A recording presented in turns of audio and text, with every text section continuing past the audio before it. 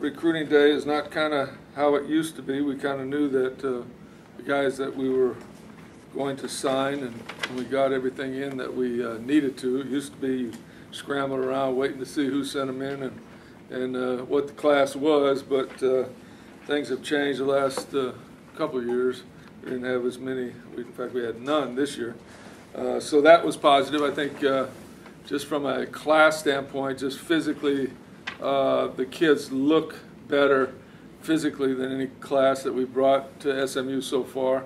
And athletically, just when you guys see the highlight tapes in a couple hours, I think you'll see the same thing. It's very, very exciting and encouraging to be able to, because we're going to have to turn it up a little bit with where we're headed in the Big East, because the competition gets better.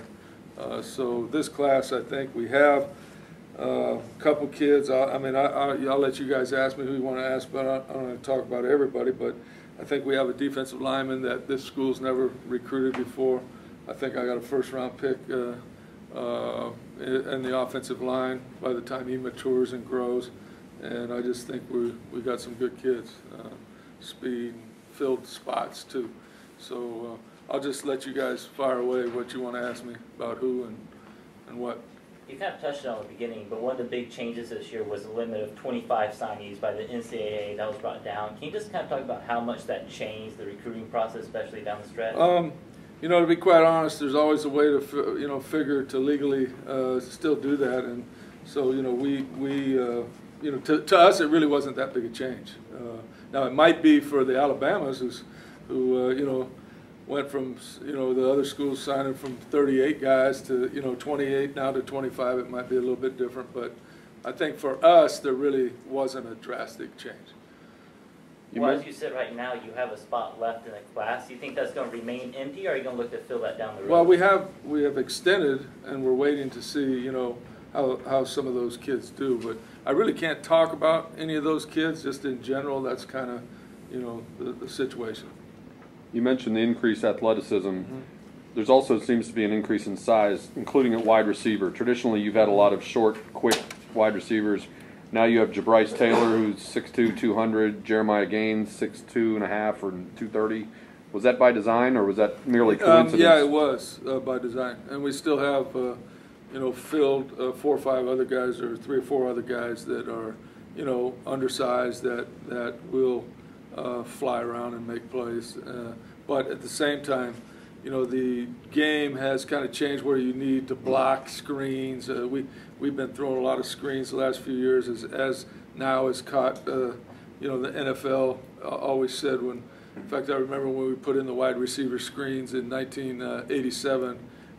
They told us those would never work in this league, and now everybody's running those wide receiver screens, and they're doing it because the receivers are a little bit bigger and they can block, and so that's why we added a couple of those guys. Traylon Shedd has fairly close measurables to Zach Line in terms of height and weight. How does he compare in terms of his abilities, his style as a runner? Well, just watching on the film, he's a downhill north and south guy with got a quick step just like Zach. So he's going to have to be a physical player in there just like Zach did. Like you're kind of seeing it the same way I am. I think he's got maybe a little more speed when he gets to the edge, and he's working out with us now. He's working himself into shape, and I think by the time the fall comes, he'll be certainly somebody that will contest when we hand the ball off to him. One of the ones that came down to the end was Zelt Minor. Can you kind of talk about the job that Jason Phillips did closing that, and then also how good of a player do you think that Zelt can be at SMU? Well, he's the guy I was referring to as the best defensive lineman that we've had. In fact, probably the best even in Hawaii out of high school of all the kids that I've had. He's quick off the ball. He's strong.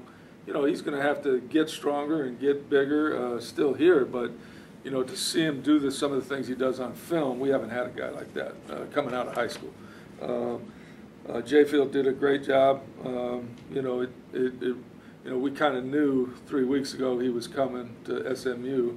Of course, as always, he's one of those good players that the other schools come in late, but his parents gave us their word, and I wasn't really worried about it. How much of a package deal were he and Cedric Lancaster? You know, you have to ask Jayfield that. I didn't think it was a package deal. We really like Cedric. We think he can play either side for us, and he's a big-time return guy. So he'll compete also right away, I think. And I think you'll notice him jump off the film when we see it at 5 o'clock that he does. They only kick to him, as Coach said, on kickoff returns because his underclassman year, he was so scary that they kicked one time to him this year and he ran it back for a touchdown. And that was it for the rest of the year. But you see him return punts, and he returns a couple punts for touches. You kind of wonder how he got out of stuff, you know, because he's got some great quickness. Who was the offensive lineman that you referred to that you see as a potential first-round pick? I think the kid from Samoa. Can you talk a little about him and just how the recruiting process went? He's about 6'5". He's probably going to be a 6'7" kid. And I would say when we start the season, we weighed him this past week when he was here, and I think he was like 268 or 265. Never lifted weights. Never, you know, had a meal like he's going to eat here. You know, when we took him home from the airport, he said, "We want to stop and get something to eat." He had three quarter pounders with cheese, a Big Mac, a McRib, fries, and a chocolate shake, and went down real easy. So, you know, you know, he's got great athleticism, long arms, and I, you know, I'm putting pressure on him, obviously, by saying that, but I think when you see how he is, he's what you're looking for as a tackle, you know, and it wouldn't surprise me if he's 290 by the time we get here in August, you know.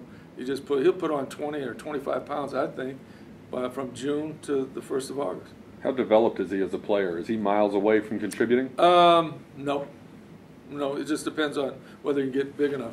You know, everything that he does is just real raw athleticism right now, and the schemes that we're going to have are going to be all new to him.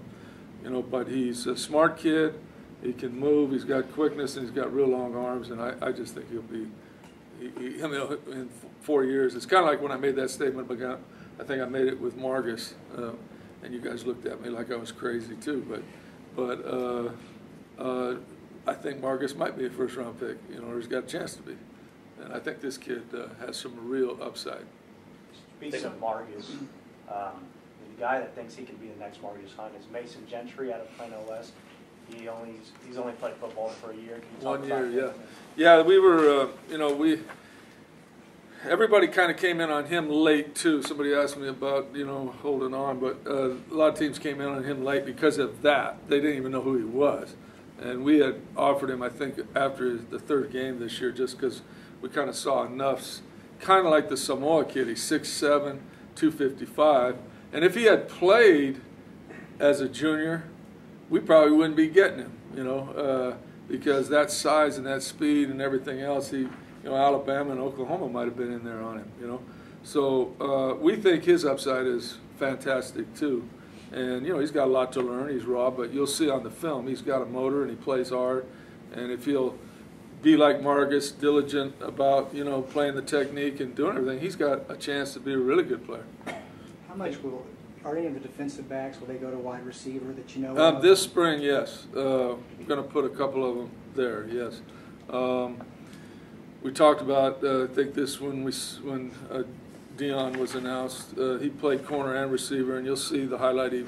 He in a box, I mean, in a 25-yard area is, when I look at the film and Jason looks at the film, it looks just like his dad.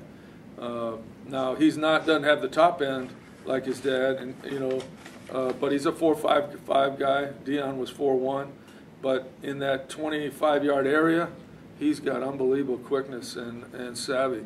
So I think he's got a chance to be a really good receiver, and he played DB mostly. And then the kid that's in school now, Nate Halverson, was a top receiver at Oregon. I think I'm going to look at him this spring there, and I'm also going to move Kenneth Acker to receiver this spring too. So we can push the other.